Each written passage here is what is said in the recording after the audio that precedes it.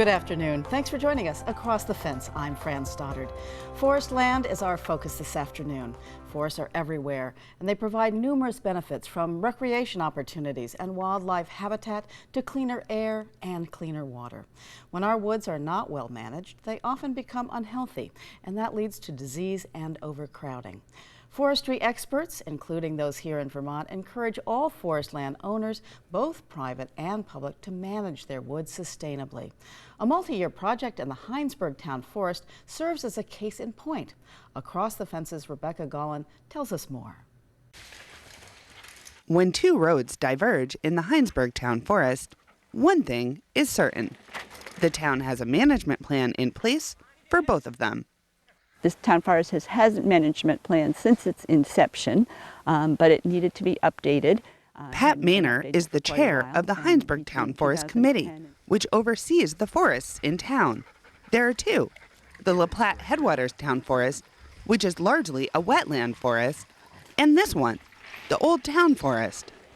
It is multiple use. It's heavily used for recreation. It's also wildlife habitat, water storage, water purification, carbon sequestration, all those wonderful environmental things. Comprised of abandoned and clear-cut land, the town planted thousands of trees here in the 1950s, with several goals in mind, from providing recreation and wildlife habitat to harvesting timber for fuel, revenue, and local products. It has a history of logging and harvesting, and part of our management plan was to inventory and assess the forest. The result of that assessment is the current management plan, which calls for a number of projects over the next 10 years that will improve the health and resilience of the forest. Behind me here, this is hardwood trees, mostly red maple and white ash. This is the firewood pile. And then we're also doing some work in some softwood plantations. Ethan Tapper is the Chittenden County forester. He advises the town on forest management. On this day, logger Tim Brown is harvesting some of the trees that were selected during the inventory.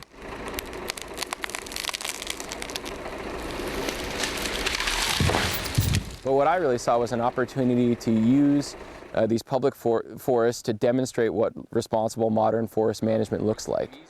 Because much of this forest was planted around the same time, the trees are the same or even aged. And often, you'll find the same species over large areas of the forest.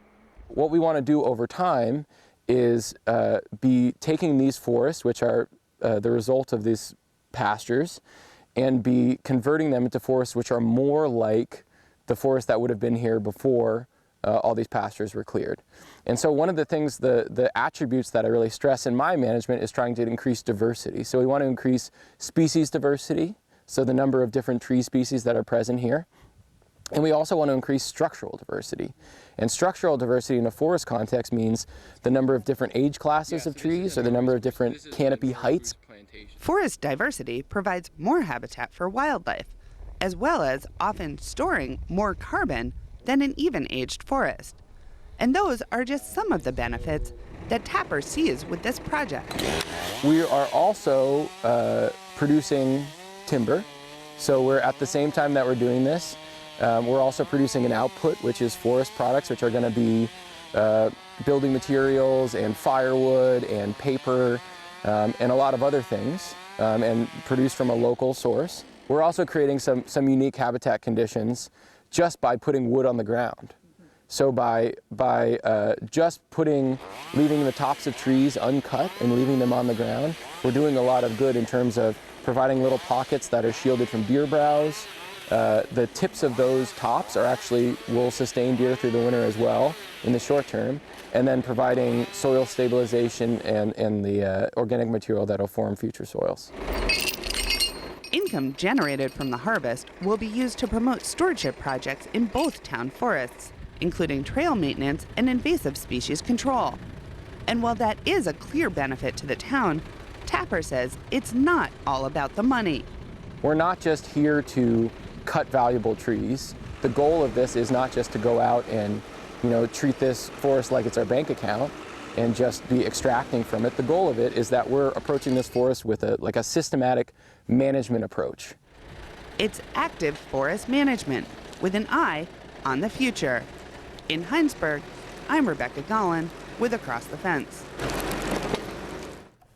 Our thanks to the Heinsberg Town Forest Committee and Chittenden County Forester Ethan Tapper for sharing their really interesting insights.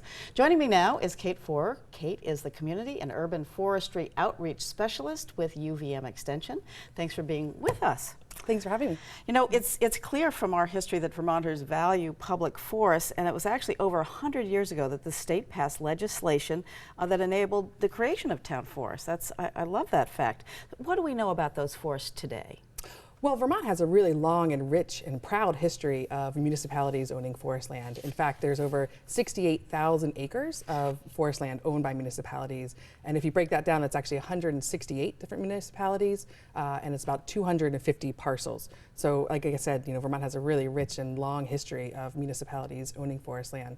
And these forests are everything from watershed forests, a lot of times they were acquired for watershed protection, to school forests. So they really range in size and shape and different types of forests. So acquired or probably donated or all kinds of ways. Exactly, all sorts of Cool. ways they've been acquired by municipalities. But the one thing I would say that, you know, they all have in common is that they're open and they're for the public to enjoy. And as we saw in that introduction piece, they really serve as a great opportunity for Vermonters to get out and not only enjoy the forest, but also to see active forest management on the ground. Absolutely, and I've been to that Heinsberg forest. It's beautiful. Parts of it. So you've helped create a terrific online service resource for anybody who cares about forests, and this is particularly important for woodland owners to get information. So tell us about Our Vermont Woods. Yeah, I'm really excited to highlight this, I think, really exciting resource. So over the last couple of years, we've developed a online clearinghouse, or sometimes we call it a portal, called ourvermontwoods.org. So it's a website that folks can go to learn more information, not only about Vermont's forests, but also get access to the really wealth of information and resources available for folks who are looking to either learn about the forest, understand it further, or become, like I said, more active stewards or caretakers of the forest. Fantastic. So you're going to take us through it a little bit. So how does it work? Yeah, so when visitors go to the site, they go to the homepage and they can enter either as who they are or what they're interested in. The website also has a whole ton of resources. We actually found in an early survey that there's over 90 different organizations in the state that do forestry outreach and education. So we've captured a lot of those different organizations and resources and put them into a resource library where folks can go through and search either by who they are or what topics they're interested in to filter out the resources that they're looking for. And you can see here on the screen some of the features in that resource library. So if you're a landowner, you can go ahead and select landowner, and that'll take you to resources that are targeted towards landowners.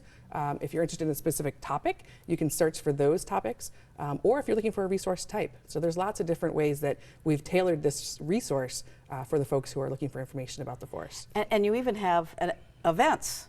We filter. do, So, yes, yeah. exactly. One of the other exciting features of this website is a statewide calendar of events, again, with 90 different organizations around the state doing events. You know, we wanted to create a place where people could go to learn about what's going on in the state and where they could go for walks or talks or presentations.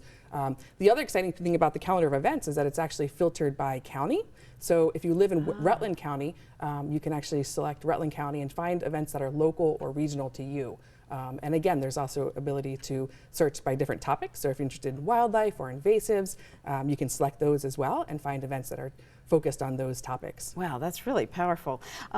So tell us a little bit about topics, everything from wildlife to maple syrup to... Exactly, yeah. So right now there's 12 different topic pages on the website, and they really run the gauntlet from water quality, you can see on the screen, tree identification, to invasives, which is kind of a hot topic for a lot of landowners, to things like climate change and harvesting timber.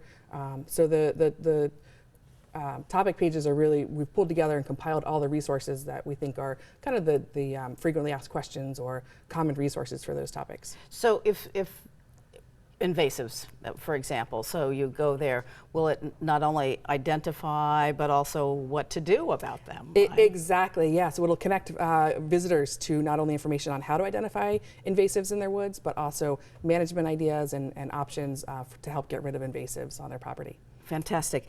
And a lot of the work that went into the website, particularly by Extension and the Department of Forest, Parks and Recreation, but who else collaborated? Not all 90 or maybe? I guess they all kind of know they might be a part of this website. I like to say that they're all contributors to the website, right? So they're all partners in the greater scheme, but we had a whole group of kind of core partners and collaborators who helped build the website, really helped us kind of grow it from the ground up. And you can see them on the screen, everything from the Center for Northern Woodlands Education to our partners over at Vermont Woodlands Association, Vermont Natural Resource Council, and Vermont Coverts. So we had a whole host of folks who helped contribute to the website from the beginning. The website was actually funded by a grant from the USDA Forest Service, so we appreciate their support and partnership as well on the website. And let's again go over those four people that you specifically targeted. There's landowners. Yeah, so the landowners, municipalities, professionals, and educators. So those are the four powerful audiences. And when you go to the website, select who you are and again what you're interested in learning about. And we hope that you find all the resources that you're looking for. Great. And when people go there, they can also sign up for a newsletter. That's correct. Yeah. So as we mentioned with the calendar of events, one of the other exciting features of this website is that folks can sign up for an e-newsletter that automatically sends them updates and events that are going on in their area. So when they sign up for the e-newsletter, they actually select a county.